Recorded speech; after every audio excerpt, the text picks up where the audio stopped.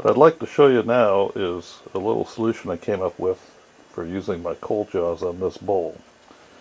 If you remember this bowl I used previously in another video showing how I cut this recess using my small tool as a depth adjusted cutter and quickly cut this recess. You can see now I've sanded it down. It's ready for my gesso work and piercing, which I'll be doing later. But what happened is when I went to put it into my cold jaws to turn the bottom, and you can see the bottom here needs to be finished off. The foot needs to be a little more impressive, I hope. This is a commercially recovered bowl, so I'm kind of just playing with it and trying out techniques. When I went to put it in my cold jaws, as you might imagine would happen, it is just about that much too big around. So, what I've done is I've made cold jaw extensions. Cold jaws are already extensions, but sometimes they fall a tiny bit short, so what I've done is made these oak extensions. They mount on the second hole from the outside. I'll show you on the back. You can see the screws are just barely poking out there in the second hole.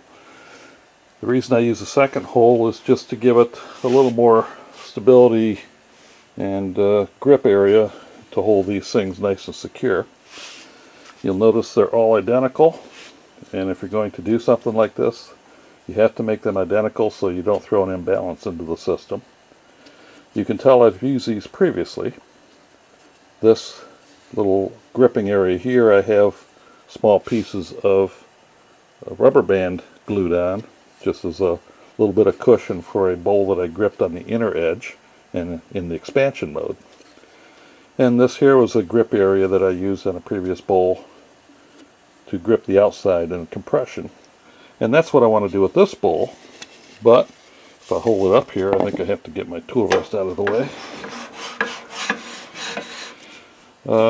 You can see that the bowl comes in just a little bit small. Now, I could clamp that down perhaps, but primarily, besides it's being a little bit small, I think I'll still stick with that diameter, but I need a little more depth just to be more secure on this lip. This lip has a little bit of width to it. So, if you're going to build jaw extensions like this, they'll be blank. You want to turn the detail that's going to hold the bowl of interest. When you turn these on the jaws, you have to make sure that they're clamped tightly. Here, they're clamped tightly on these four little squares that I put in here. These square sticks, if you will, go up against the inside edges of the cold jaws and allow it to grip tightly on these four squares. What that does for you is it holds the jaw securely so that they don't chatter and move around. If you have this scroll chuck system, you know that before you clamp something in there, you can move those jaws around a little bit. And you don't want that on these interrupted cuts. So now they're clamped securely. Now I can go in and turn this detail a little deeper so it'll better hold the bowl that I'm going to work on. I'll show you that next.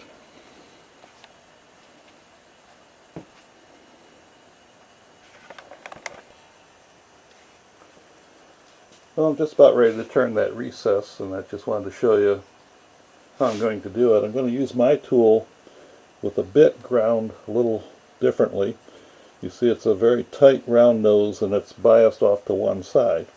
What that's going to help me do is to get down into here and maintain that nice sharp edge. The radius is small enough to where it won't interfere with my bowl, and I can still come in here and get the chamfer out so I can get more depth. So let's give this a try. Now if you're going to turn this, obviously Technitool says to keep the speed down, but you're going to have enough speed to get the job done, so just be careful. And remember, you're going to have interrupted cuts, so you'll go slowly so you don't jam it in and engage one of those open areas too harshly. Let's spin it up a bit. I think that's enough surface speed. Now let's give it a go.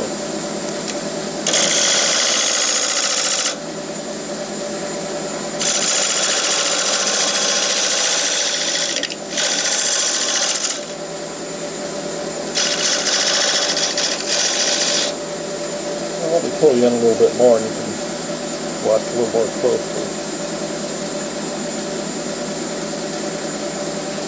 See what I'm doing here is to just get it deeper and do it a fairly flat bottom.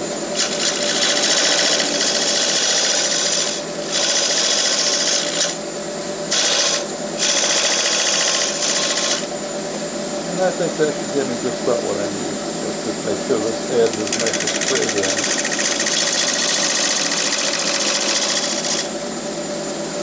And let's shut this down. Let me get the bowl and we'll give it a try.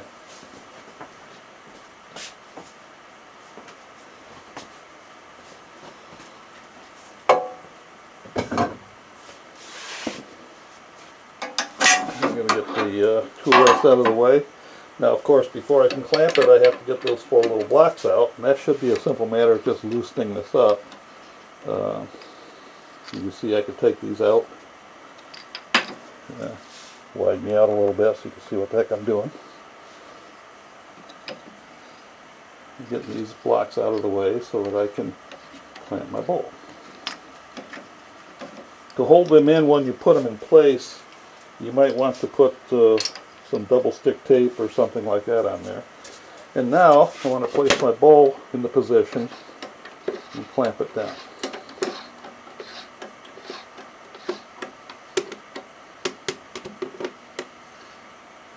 And there we go.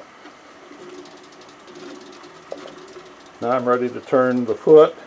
I'll still use my tailstock with a blunt point live center to add extra security because I certainly have enough room to work with that in place. I always use my tailstock whenever I can in turnings like this. But now maybe you'll have another solution for those one-off turnings where the cold jaws just quite aren't up to the task. Thanks for watching.